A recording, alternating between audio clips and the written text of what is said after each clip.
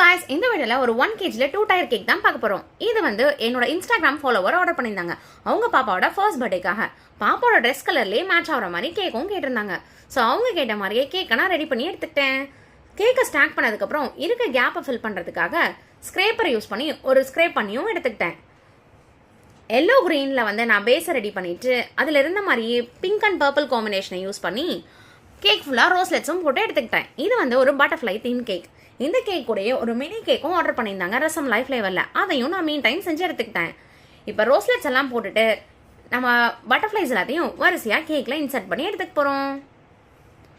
3 பட்டர்ஃப்ளைஸை மேலே வச்சதுக்கப்புறம் remaining butterflies எல்லாத்தையும் கேக்கை சுற்றி நான் பறக்க விட போகிறேன். பாப்பாவோட நேமை சைடில் வச்சுட்டு கூடவே கொஞ்சம் ஸ்ப்ரிங்கிள்ஸ் எல்லாம் போட்டு நான் கேக்கை அப்படி தான் ஃபினிஷ் பண்ணியிருந்தேன். இந்த வீடியோ உங்களுக்கு பிடிச்சிருந்துச்சுன்னா லைக் பண்ணுங்கள், மறக்காமல் சேனலை சப்ஸ்கிரைப் பண்ணி சப்போர்ட் பண்ணுங்கள். தேங்க்ஸ் ஃபார் வாட்சிங். பாய்.